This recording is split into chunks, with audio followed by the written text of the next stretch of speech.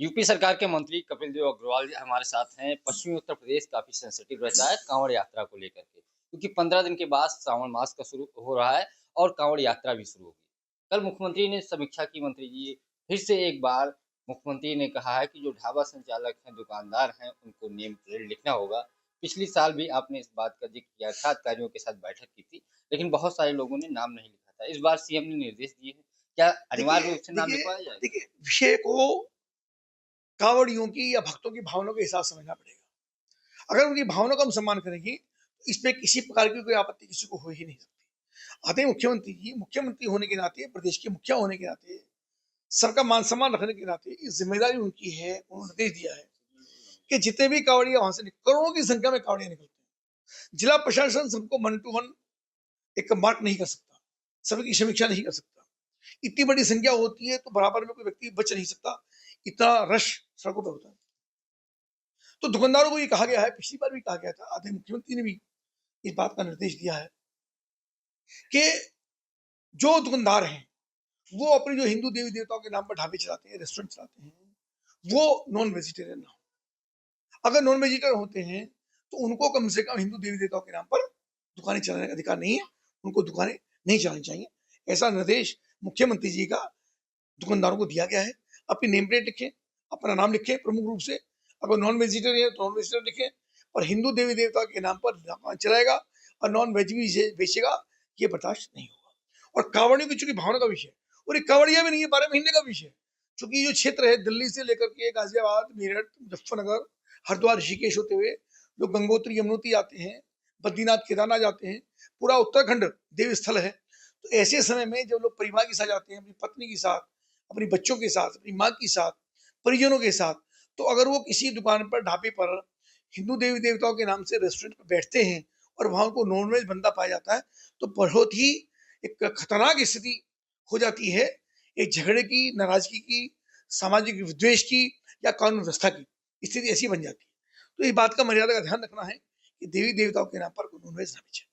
लेकिन पिछले साल भी जब ये मामला आया था तो सुप्रीम कोर्ट में चला गया था। सुप्रीम कोर्ट ने कहा था किसी को आप अनिवार्य रूप से या ज़बरदस्ती नहीं कह सकते हो कि ढाबा संचालक को नाम जबरदस्ती लिखना नहीं होगा, कहा फिर गया है। मामला ठंडे बस्ते देखिए में चला सुप्रीम गया। कोर्ट ने ये भी नहीं कहा है कि आप किसी की भावना को आहत करें।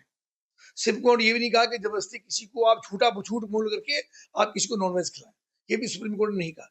सुप्रीम कोर्ट की आदेश का, मर्यादा का ही पालन करते हुए हमने कहा है कि अपना नाम लिखेंगे, चाहे हिंदू हो, मुस्लिम हो, तो किसी प्रकार का विद्वेष नहीं होगा, सामाजिक सद्भाव खराब नहीं होगा, कानून व्यवस्था की स्थिति खराब नहीं। कल सीएम ने बैठक के दौरान उत्तर प्रदेश के कुछ जिलों में जातीय हिंसा का जिक्र किया कि संघर्ष हो रहा है, साजिश हो रही है। इसमें कौशाम्बी, इटावा और औरैया का जिक्र किया। इटावा का ताजा मामला एक कथावाचक का भी आया है। तो क्या लगता है प्रदेश में जातीय हिंसा फैलाने की साजिश हो रही देखिए है? मुझको लगता है कि छोटी छोटी घटनाओं से जो प्रदेश के अंदर एक कानून का राज चल रहा है, पिछले 8 वर्ष से याद है, मुख्यमंत्री के नेतृत्व में ये प्रदेश शानदार तरीके से काम कर रहा है। न हिंदू मुस्लिम के झगड़े हैं, न जातिगत विद्वेष है, तो कुछ लोगों को ये बर्दाश्त नहीं हो। और वो छोटी छोटी बातों को उकसा करके, भड़का करके, गुमराह करके, एक हर छोटी बात को जातिगत नाम दे करके उनको भड़काना चाहते हैं। तो ऐसा नहीं होने दिया जाएगा। मुख्यमंत्री जी इस बात के बहुत गंभीर भी हैं। उन्होंने अधिकारी को निर्देश दिया है कि इस बात की चीजों पर कड़ी नजर रखें, और कोई भी जातिगत विद्वेष फैलाने का काम करता है तो यथानुसार उन पर कार्रवाई करें। इटावा में कथावाचक के साथ पहले विवाद हुआ, मारपीट हुई, तो एफआईआर जिसने मारपीट की उसके खिलाफ दर्ज हुआ। लेकिन अब कथावाचक पे मुकदमा दर्ज हुआ है कि दो आधार कार्ड है, दो अलग-अलग जो उनकी जात है उसमें जिक्र बिल्कुल किया ठीक गया। बात, दोनों ही घटनाएं आपत्तिजनक हैं। सर्वप्रथम जो व्यक्ति कथावाचक बताया जा रहा है, मुझको लगता है कथावाचक हो ही नहीं सकता।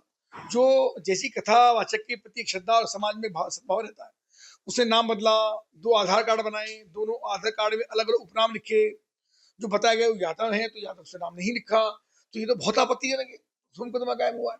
हाँ, साथ साथ मैं ये भी कहूंगा कि किसी एक जाति के ऊपर एकाधिकार कथा का नहीं है। जो विद्वान है, जिसको माँ सरस्वती की कृपा है, जिसको विद्वता है, वो अपनी बात को कह सकता है, कथा कर सकता है। इस संवैधानिक व्यवस्था में किसी को किसी कथा जैसी व्यवस्था पर किसी एक अधिकार नहीं है। लेकिन सिर मुड़ाना, उनकी नाक रगड़वाना, अगर ऐसा भी हुआ तो वो भी आपत्तिजनक है, उन पर भी कार्रवाई होनी चाहिए। एक आखिरी सवाल, तहजिया का एक मुख्यमंत्री ने बैठक में निर्देश दिए हैं कि जो तहजिया की हाइट होगी वो जो सामान्य तरीके है जो बताया गया है जिसके अनुसार 10 फुट 12 फुट उतनी होनी वो चाहिए, ज़्यादा ऊँची नहीं होनी चाहिए, नहीं देखिए तो संबंधित लोगों पे कार्रवाई होगी और ऐसी अगर देखिए घटना सामने आती है तो। बहुत दिनों के बाद उत्तर प्रदेश जैसे संवेदनशील प्रदेश के अंदर आते मुख्यमंत्री योगी आदित्यनाथ जी ने कानून का राज कायम करने का, कानून की व्यवस्था पालन करने का, उसका अनुपालन करने की व्यवस्था बहुत लंबे समय बाद हुई है। मनमानी लोग करते थे और धर्म के नाम पर एक ऐसा काम करते थे जो अन्य लोगों को आपत्ति करने का काम होता था। तो ताजियों के लिए भी कहा गया कि ताजियों का साइज भी इतना ऊंचा ना हो जिसमें बिजली के खंभों में या किसी गेट में उड़ जाए और फिर वहां विवाद की स्थिति होती है कि गेट हटाओ या ताजिया हटाओ, तो ताजिया का साइज थोड़ा छोटा, कावड़ के भी साइज के लिए छोटा करने के लिए कहा गया।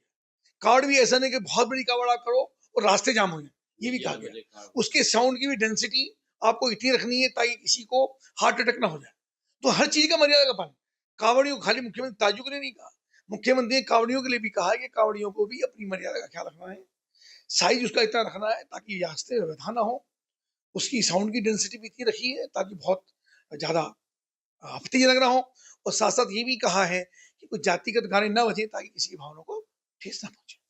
ये थे हमारे साथ यूपी सरकार के मंत्री कपिल देव अग्रवाल, जिनका कहना है चाहे कांवड़ यात्रा हो या फिर मुहर्रम, सबका जुलूस कानून के तौर पे सही निकलना चाहिए, जो नियम है उसके अनुसार होना चाहिए। अगर उस दायरे से कोई बाहर जाता है तो उस पर सख्त कार्रवाई की जाएगी। पंकज चतुर्वेदी, टीवी 9, लखनऊ।